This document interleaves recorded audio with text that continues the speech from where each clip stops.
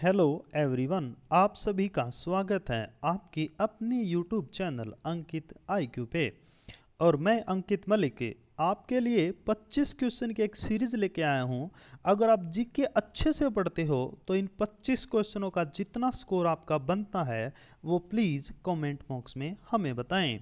तो आइए स्टार्ट करते हैं 25 क्वेश्चन की सीरीज। और ये क्वेश्चन जो 25 होंगे ये बाईलैंग्वेज क्वेश्चन होंगे। तो क्वेश्चन नंबर 1 है, मनुष्य के कानों में कितनी हड्डियां होती हैं? How many bones are there in the human ear? Option A है 6 होती हैं, 5 होती हैं, 4 होती हैं या 9 होती हैं। तो इसका करेक्ट आंसर हो जाएगा 6 होती हैं। तो जो हमारा कान का बाहरी जो आउटर जो पार्ट होता है उसे हम क्या बोलते हैं? उसे हम पीना के नाम से जानते हैं, जिसमें हम बाली वगैरह पहनते हैं। जो हमारा एक ईयर एक कान है उसमें कितनी हड्डियां होती हैं? उसमें 3 हड्डियां होती हैं, जिसमें से एक होती है स्टेपिज, दूसरी होती है मेलिस मेलिस और जो तीसरी हमारी हड्डी होती है वो होती है इनकस। और ये हमारी स्टेपिज जो है सबसे छोटी हड्डी होती है। तो आइए नेक्स्ट क्वेश्चन पर बढ़ते हैं हम। तो जो हमारा नेक्स्ट क्वेश्चन हो जाएगा, नेक्स्ट क्वेश्चन है, कम तापमान को मापने वाले यंत्र को क्या कहा जाता है? What is the low temperature measuring instrument called? तो ऑप्शन ए है कायरोमीटर, पायरोमीटर, हाइग्रोमीटर या फिर टेकोमीटर। तो इसका करेक्ट आंसर हो जाएगा कायरोमीटर। ऑप्शन ए इसका करेक्ट आंसर हो जाएगा। तो अगले नेक्स्ट क्वेश्चन की तरफ बढ़ते हैं हम। थर्ड क्वेश्चन है जो हमारा, what is the source of energy on the sun and stars? सूर्य और तारों पर ऊर्जा स्रोत क्या है? हाइड्रोजन का हीलियम में परिवर्तन, हीलियम का हाइड्रोजन में परिवर्तन, हाइड्रोजन का ऑक्सीजन में परिवर्तन या नन ऑफ दीज, इनमें से कोई नहीं। तो इसका करेक्ट आंसर हो जाएगा हाइड्रोजन का हीलियम में परिवर्तन।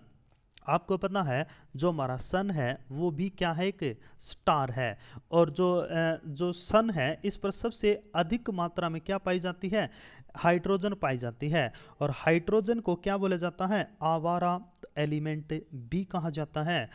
आवारा एलिमेंट भी कहा जाता है। और बेस्ट फ्यूल की अगर हम बात करते हैं, भविष्य का ईंधन की अगर हम बात करते हैं, फ्यूचर फ्यूल की बात करें, तब भी करेक्ट आंसर हाइड्रोजन ही हो जाएगा।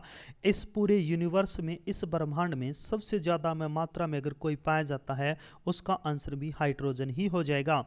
अगर हम बात करते हैं जो सूर्य है तो उस पर सबसे ज्यादा मात्रा में भी कौन सी गैस पाई जाएगी? हाइड्रोजन ही पाई जाएगी। तो ये अपने नेक्स्ट क्वेश्चन की तरफ हम आगे बढ़ें। तो क्वेश्चन नंबर 4 है, मनुष्यों को की सुनने की अक्षमता कितनी होती है? What is the hearing capacity of a human being? तो ऑप्शन ए है 200 hertz to 2000 hertz, option B है 20 hertz to 2000 hertz, sorry 20000 hertz, और ऑप्शन सी है 200 हर्ट्ज टू 20000 हर्ट्ज, और ऑप्शन डी है नन ऑफ दीज। तो इसका जो करेक्ट आंसर हो जाएगा ऑप्शन नंबर 20 हर्ट्ज से 20000 हर्ट्ज के बीच में जो मनुष्य है वो इस बीच की ध्वनि को सुन सकता है। अगर हम बात करते हैं 20 हर्ट्ज से नीचे जितने भी हमारे एनिमल हैं वो इस टाइप की साउंड को सुन सकते हैं। क्वेश्चन नंबर 5 है, what is the device that convert solar energy into electrical energy called? सौर ऊर्जा को विद्युत ऊर्जा में बदलने वाले यंत्र को क्या कहा जाता है? तो ऑप्शन ए है फोटोवोल्टिक सेल, ऑप्शन बी है ड्राई, ऑप्शन सी है सेल, ऑप्शन डी है डैनियल सेल या गैल्वेनिक सेल। तो इसका जो करेक्ट आंसर हो जाएगा वो ऑप्शन ए है फोटोवोल्विक सेल हो जाएगा। तो आगे बढ़ते हैं हम क्वेश्चन नंबर 6 पर। पृथ्वी के केंद्र पर गुरुत्व के कारण त्वरण एक्सेलेरेशन ड्यू टू ग्रेविटी का मान क्या होता है? तो ऑप्शन ए है option A 1, option B 0, option C 9.8 और डी है -1। तो इसका करेक्ट आंसर हो जाएगा 0। जो पृथ्वी का जो एक्सेलरेशन ड्यू टू ग्रेविटी है, यानी जो सेंटर उस पर क्या है, 0 मान है। तो आगे हम बढ़ते हैं क्वेश्चन नंबर 7 पर। What is the SI unit of electromagnetic induction? चुंबकीय प्रेरण अक्षत्र। इलेक्ट्रोमैग्नेटिक इंडक्शन में एसआई इकाई क्या है, इसकी एसआई यूनिट पूछी गई है। तो ऑप्शन ए है Tesla, ohm, option C Curie, option B option D Weber. तो इसका करेक्ट आंसर हो जाएगा टेस्ला। टेस्ला इसकी एसआई यूनिट है। और इसमें से जो सी है ये क्यूरी है, ये किसकी है, ये रेडियो एक्टिवता, रेडियो एक्टिव जो एलिमेंट है, रेडियो सक्रियता की, रेडियो सक्रियता की एक यूनिट है। और जो क्यूरी है वो मैडम क्यूरी जो यूनिट है वो क्यूरी, मैडम क्यूरी के सम्मान में इसका नामांकन किया गया था, नाम रखा गया था। और मैडम क्यूरी एकमात्र ऐसी महिला है जिसे 2 बार नोबेल पुरस्कार से सम्मानित किया गया। और क्यूरी फैमिली एकमात्र ऐसी फैमिली है जो पूरी की पूरी फैमिली को नोबेल पुरस्कार दिया गया। इसके बाद नेक्स्ट क्वेश्चन है, पदार्थ का परमाणु सिद्धांत किस वैज्ञानिक ने दिया था? Which scientist gave atomic theory of matter? Option A Dalton, Newton, Maxwell या फिर पास्कल। तो इसका जो करेक्ट आंसर है वो ऑप्शन ए है, डाल्टन हो जाएगा। और इसमें से आपने पता है ऑप्शन बी जो न्यूटन है, आपने उसके 3 लॉ फेमस हैं, वो पढ़े ही होंगे। हम पूरे के पूरे जो 4 के 4 ऑप्शन हैं वो डिस्कस इसलिए नहीं कर रहे हैं ताकि जो वीडियो की लेंथ है वो ज़्यादा हो जाएगी। आगे चलते हैं क्वेश्चन नंबर 9 पर। Fe के नाभिक में, Fe का जो न्यूक्लियस है उसमें 26 प्रोटॉन होते हैं।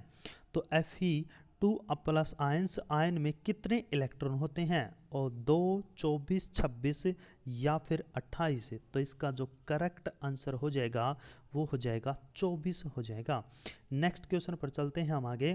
क्वेश्चन नंबर 10, सबसे पुरानी स्मृति कौन सी है? What is the oldest memory स्मृति कौन सी है? तो मनु स्मृति, नारद स्मृति, बृहस्पति स्मृति या ज्ञान वल्लभ स्मृति। तो इसका करेक्ट आंसर हो जाएगा मनु स्मृति सबसे पुरानी स्मृति मानी जाती है। इसके अलावा क्वेश्चन नंबर 11 पर हम चलते हैं। सिंधु घाटी सभ्यता किस युग की सभ्यता थी? तो ऑप्शन ए है सिल्वर यानी रजत, गोल्ड की, स्वर्ण की, या सी ब्रोंज कांस्य की, या डी ये टीन की सभ्यता थी। तो आप सभी को पता होगा ये कैसी थी, कांस्य सभ्यता थी। यहीं से क्वेश्चन भी आता है, यहीं से एक क्वेश्चन भी बनता है, जो सिंधु घाटी सभ्यता के लोग थे वो किस धातु से अपरिचित थे? तो आपका आंसर हो जाएगा Fe, वो लोहे की धातु से अपरिचित थे, यानी उन्हें लोह धातु का ज्ञान नहीं था। ऑप्शन अगला क्वेश्चन है, किसी तत्व का परमाणु क्रमांक 17 है तथा द्रव्यमान संख्या 36 है, तब उस परमाणु में न्यूट्रॉनों की संख्या क्या होगी? तो 19 होगी, 17 होगी, 37 होगी या फिर उसकी संख्या 53 होगी। तो आपका जो करेक्ट आंसर हो जाएगा 19 हो जाएगी, क्योंकि अगर हम न्यूट्रॉनों की संख्या निकालते हैं तो 36 मानी इसमें से माइनस कर देंगे तो कितना आ जाएगा, 19 आंसर आ जाएगा। नेक्स्ट क्वेश्चन पर की तरफ आगे बढ़ते हैं। कलिंग युद्ध किस वर्ष में हुआ था? In which year did the Kalinga war take place? कलिंग युद्ध किस वर्ष हुआ था? 261 बीसी ईसी बीसी, 263 बीसी, या 240 बीसी, या 232 बीसी पूर्व। तो फेमस है कलिंग का युद्ध कब हुआ था? 261 बीसी पूर्व हुआ, यानी ईसवी पूर्व हुआ था। और ये फेमस इसी वजह से है क्योंकि जो हमारा सम्राट अशोक था इसने इसी युद्ध के पश्चात अपने शस्त्र त्याग दिए थे। इसके अलावा क्वेश्चन नंबर 14 है, पाकिस्तान में सिंधु नदी को किस उर्दू नाम से संबोधित किया जाता है? By which Urdu name is the river Indus addressed in the Pakistan? तो ऑप्शन ए है इंडस सिंधु, नहर अल सिंध, या दरिया ए सिंध, या ऑप्शन डी खाली सिंध हो जाएगा। तो इसका करेक्ट आंसर हो जाएगा दरिया ए सिंध।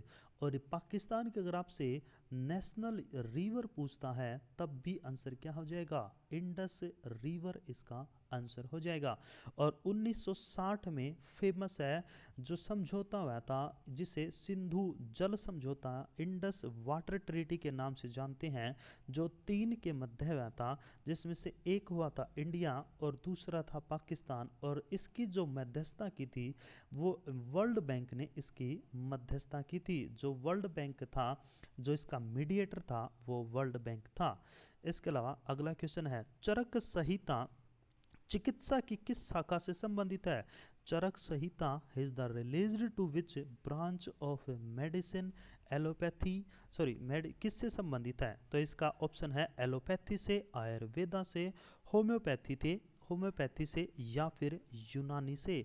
तो आपका जो करेक्ट आंसर हो जाएगा यह आयुर्वेद से संबंधित है। तो नेक्स्ट क्वेश्चन की तरफ बढ़ते हैं। भारतीय संविधान में मौलिक कर्तव्यों को किस देश के संविधान से लिया गया है। तो ऑप्शन ए है America, B South Africa, France या फिर रसिया। तो यहाँ मौलिक कर्तव्यों की बात हो रही है, आपको पता होगा ये रसिया से लिए गए हैं, जिसे पहले यूएसएसआर के नाम से जाना जाता था। और अमेरिका से हमने क्या लिए हैं, अपने जो फंडामेंटल राइट हैं, हमारे जो अधिकार हैं वो हमने अमेरिका से लिए हैं। और दक्षिण अफ्रीका से हमने क्या लिया है, जो हम कॉन्स्टिट्यूशन में अमेंडमेंट करते हैं यानी जो संविधान में संशोधन करते हैं वो हमने दक्षिण अफ्रीका से लिया है, अडॉप्ट किया है। अगला क्वेश्चन है, राष्ट्रपति संसद के किस सदन का सदस्य होता है। राज्यसभा, लोकसभा, बोथ ऑफ एबो यानी उपयुक्त दोनों, या नन ऑफ आइदर किसी भी सदन का सदस्य नहीं होता है। तो इसका करेक्ट आंसर हो जाएगा डी, यह किसी भी सदन का सदस्य नहीं होता है। अगले क्वेश्चन की तरफ बढ़ते हैं। लोकसभा अध्यक्ष अपना त्यागपत्र किसे देता है। To whom does the speaker of the lok sabha submit his the resignation। तो ऑप्शन ए है president, prime minister, deputy speaker of Lok Sabha या नन ऑफ दीज। तो इसका करेक्ट आंसर हो जाएगा, हमेशा जो लोकसभा अध्यक्ष है वो अपना इस्तीफा किसे सौंपता है, लोकसभा उपाध्यक्ष को अपना इस्तीफा सौंपता है। इसके अलावा अगला क्वेश्चन है, किस संविधान संशोधन के द्वारा वोट डालने की उम्र 21 से 18 कर दी गई थी। By which constitutional amendment the voting age was raised of 21 to 18। 42वां संविधान संशोधन, 44वां, 61वां संविधान संशोधन या 122वां संविधान संशोधन। तो इसका करेक्ट आंसर हो जाएगा ऑप्शन सी, 61वें संविधान संशोधन के द्वारा इसकी उम्र को घटा दिया गया था।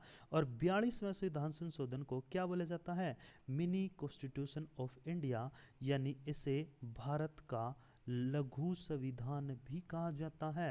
ये इंदिरा गांधी के टाइम पे हुआ था। इसके अलावा नेक्स्ट क्वेश्चन की तरफ बढ़ते हैं। बांग्लादेश में प्रवेश करने के बाद ब्रह्मपुत्र नदी को किस नाम से जाना जाता है। By what name is the Brahmaputra river known after entering Bangladesh. तो सांगपो नदी, दिहांग नदी, कोकिला नदी या फिर जमुना नदी। तो ऑप्शन डी हो जाएगा, जमुना नदी से जाना जाता है। सांगपो इसे किसे, तिब्बत में इसका नाम है। वहीं अगर हम बात करते हैं जब ये एंटर करती है अरुणाचल प्रदेश में तब इसका नाम दिहांग, और जब एंटर करती है ये असम के अंदर तब इसका नाम ब्रह्मपुत्र रिवर पड़ता है। अगले क्वेश्चन की तरफ हम आगे बढ़ते हैं। हम भारतीय संविधान सभा के प्रारूप समिति ड्राफ्टिंग कमेटी के अध्यक्ष कौन थे। Rajendra Prasad, B R Ambedkar, Jawaharlal Nehru, B N Rao. तो इसका करेक्ट आंसर हो जाएगा तो बी आर अंबेडकर इस ड्राफ्टिंग कमेटी के अध्यक्ष थे। अगले क्वेश्चन की तरफ बढ़ते हैं हम। सौरमंडल का सबसे ठंडा ग्रह कौन सा है। पृथ्वी, शुक्र, मंगल या फिर वरुण, नेपच्यून है। तो इसका करेक्ट आंसर हो जाएगा ऑप्शन डी, ऑप्शन डी यानी कि वरुण, नेपच्यून इसका करेक्ट आंसर है। और नेक्स्ट क्वेश्चन की तरफ आगे बढ़े हम। सरहिंद नहर किस नदी से पानी लेती है? From which river does the Sirhind canal draw water? Sutlej से, रावी से, गंगा से या फिर कावेरी से? तो इसका करेक्ट आंसर हो जाएगा सतलुज से लेती है। और यह रोपड़ जो शहर है, रोपड़ शहर के पास से पड़ती है, रोपड़ यानी कि पंजाब। और एक और है इंदिरा गांधी कैनाल, इंदिरा गांधी कैनाल जो कहां से? हरिके बैराज से निकाली गई है और जिससे मोस्ट ऑफ सबसे ज्यादा जो इससे फायदा होता है वो किसे होता है? राजस्थान को इससे सबसे ज्यादा फायदा होता है। अगले नेक्स्ट क्वेश्चन की तरफ आगे बढ़ते हैं। कर्क रेखा निम्न में से किस राज्य से होकर गुजरती है? तो ऑप्शन ए है झारखंड, पंजाब, उत्तर प्रदेश या फिर हिमाचल। तो इसका जो करेक्ट आंसर हो जाएगा ए, झारखंड से होकर ये गुजरती है। वैसे जो कर्क रेखा है भारत के 8 राज्यों से होकर गुजरती है। और कर्क रेखा को 2 बार काटने वाली जो नदी है उस नदी का नाम माही है और ये भारत में ही है। नेक्स्ट क्वेश्चन की तरफ, और हमारा लास्ट क्वेश्चन है ये। क्षेत्रफल की दृष्टि से भारत का सबसे बड़ा राज्य कौन सा है? पंजाब, हरियाणा, राजस्थान या फिर मध्य प्रदेश? आई थिंक आप सभी को इसका आंसर पता होगा, राजस्थान सबसे बड़ा राज्य है। तो आज के लिए बस इतना ही, मिलते हैं नेक्स्ट वीडियो में।